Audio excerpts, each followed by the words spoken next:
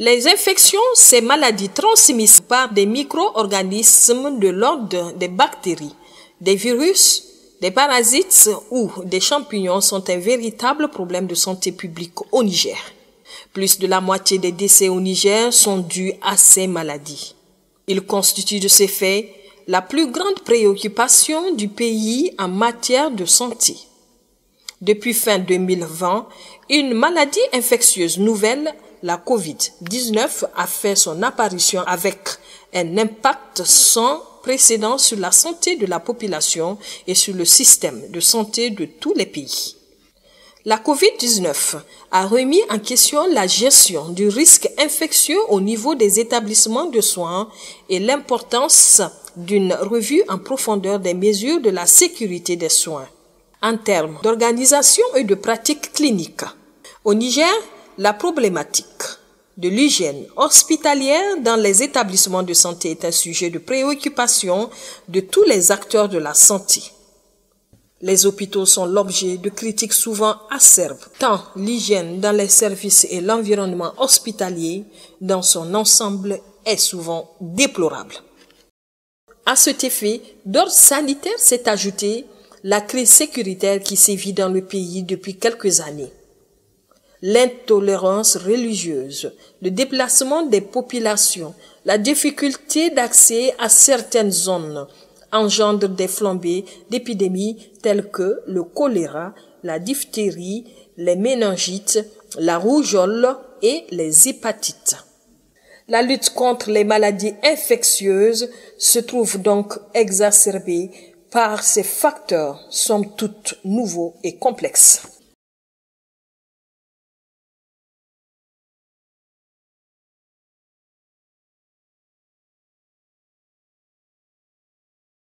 L'infectiologie est une discipline médicale spécialisée dans la prise en charge dans les pays en développement.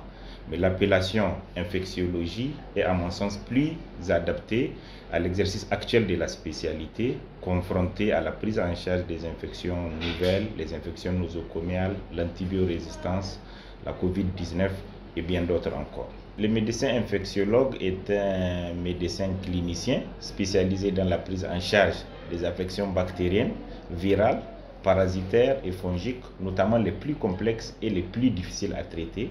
Il sait diagnostiquer ces infections, prescrire les examens complémentaires adaptés, proposer ou pas un traitement selon des critères bien définis et assurer la surveillance de l'efficacité et de la tolérance du traitement, et il sait reconnaître les urgences infectieuses. Les champs d'expertise de l'infectiologue sont multiples. On va parler des affections bactériennes, notamment les infections urinaires, les infections pulmonaires, des affections virales, notamment la COVID-19, l'infection à VIH, les infections parasitaires telles que le paludisme, la toxoplasmose, mais aussi l'infectiologue s'occupe de la prise en charge des fièvres, des urgences sanitaires infectieuses, et il joue un rôle majeur dans la prévention des affections et de tout ce qui est vaccination. La pandémie à COVID-19, aujourd'hui, 3 ans après, on se doit de faire un point. Quel a été son impact sur nos structures de santé et sur la population. Je pense que pour ce qui est des structures de santé, elle nous a fait vraiment voir toutes nos insuffisances dans nos pratiques de tous les jours. Vous prenez le lavage des mains, l'utilisation des bavettes, la distanciation, tout ça là qui n'était pas fait auparavant. Et aujourd'hui, et aussi la pandémie à COVID-19 a montré toutes les insuffisances des structures de santé au-delà du Niger, de l'Afrique et du monde entier. Il y avait, comme vous l'avez vu, quand cette pandémie a commencé, les gens couraient de gauche à droite, chercher ceci, cela. Donc c'est là pour combien on n'était pas préparé, ou bien on n'avait pas le dispositif nécessaire pour quel cas où, quelle qu'en soit la maladie, venait à se déclarer. Donc ce qui faisait que cette thématique de la prévention, du contrôle des infections n'était pas encore vraiment dans les têtes de tous les praticiens. Je pense que beaucoup reste à faire. Le plateau encore n'est pas à la hauteur, mais ne répond pas encore aux normes internationales. La situation sécuritaire a eu un impact très important sur la santé d'une manière générale, mais plus particulièrement sur les maladies infectieuses. Et cet impact-là, on peut le voir sur 3 aspects. Premièrement, les pays ont mis en place des systèmes de vaccination qui consistent donc à aller vers les populations, les vacciner sur plusieurs maladies qui sont là, que depuis l'apparition de cette situation sécuritaire n'arrive plus à faire. Donc on a fait un important recul sur l'aspect de la prévention, la vaccination qui ne se fait plus. Les agents de santé ont dû quitter les zones, les populations ne peuvent plus revenir trouver les agents de santé. Donc, toutes les avancées qu'on a eues sur l'aspect vaccination, les maladies clés qu'on a visées, sur lesquelles on fait la vaccination, on est en train de les perdre. Malheureusement, et des pathologies telles que la rougeole, et là, ça revient sur des formes extrêmement importantes sur toute l'année. Donc, si je dois me résumer par rapport à la vaccination, c'est ça. Les gens n'arrivent plus à faire la couverture vaccinale et des maladies qu'on pensait avoir maîtrisées sont en train de revenir. Ça, c'est un aspect. Un autre aspect, c'est par rapport à la prise en charge même de certaines maladies infectieuses qui sont pratiquement des maladies chroniques telles que le VIH, telles que la tuberculose. On a des patients qu'on suit qui viennent de ces zones de sécurité. Malheureusement, depuis que c'est arrivé, ces gens-là ont du mal à venir se ravitailler en médicaments. Donc, ils n'arrivent plus à se traiter. On est malheureusement en train d'arriver sur une situation de résistance aux maladies et aux médicaments qu'on utilise pour traiter le VIH, pour traiter la tuberculose. C'est extrêmement grave et ça s'est accentué par cette situation d'insécurité. Ça, c'est le deuxième volet. Et le troisième volet, par rapport à toujours l'insécurité sur les maladies infectieuses, c'est l'aspect du déplacement des populations. Les premiers cas de l'hépatite E au Niger est survenu sur des camps de réfugiés du Nigeria. On a énormément de problèmes de choléra qui s'est accentué dans les zones où on a du mal à le suivre. Donc, ce déplacement de population fait que le regroupement les expose à beaucoup de maladies endémiques ou bien épidémique qui est là, qui malheureusement ne fait que s'aggraver. Donc si je dois me résumer, c'est par rapport à ces 3 aspects, la prévention, la prise en charge même et même la réparation de certaines maladies à cause du déplacement des populations.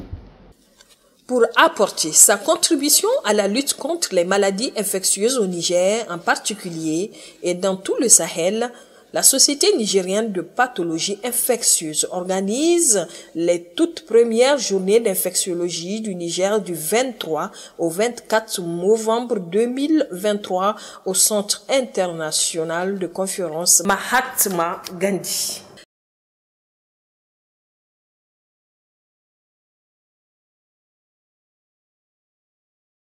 Les premières journées d'infectiologie du Niger sont un cadre pour promouvoir le partage de connaissances et le contrôle des infections entre les différents acteurs de la santé, les chercheurs, les praticiens, les partenaires techniques et financiers. Il s'agit de ces faits de capitaliser les expériences des praticiens, mais aussi le partage des résultats de la recherche sur les maladies infectieuses. Ces partages visent 3 objectifs. Informer les décideurs sur l'évolution des connaissances et des pratiques afin de mettre à niveau le système de santé dans son ensemble. Il s'agit également d'encourager la promotion de la formation et du développement des maladies infectieuses, mais aussi et surtout de créer un réseau pour les infectiologues nigériens et les infectiologues de la sous-région en vue de favoriser les échanges formels et informels. Placé sous le haut patronage du Premier ministre, chef du gouvernement, du ministre des Enseignements supérieurs de la Recherche et du ministre de la Santé publique, les premières journées d'infectiologie du Niger se tiendront dans la mythique salle du Centre international de conférence Mahatma Gandhi de Niamey. Véritable rendez-vous du donner et du recevoir. Ces premières journées d'infectiologie du Niger verront la participation d'illustres personnalités du monde médical, dont le président de la Société africaine de pathologie infectieuse, professeur Serge Eholier de la Côte d'Ivoire, le recteur de l'université de Niamey, professeur Seydou Mahamadou, le recteur de l'université de Zender, professeur Habou Oumarou, et bien d'autres sommités du monde médical.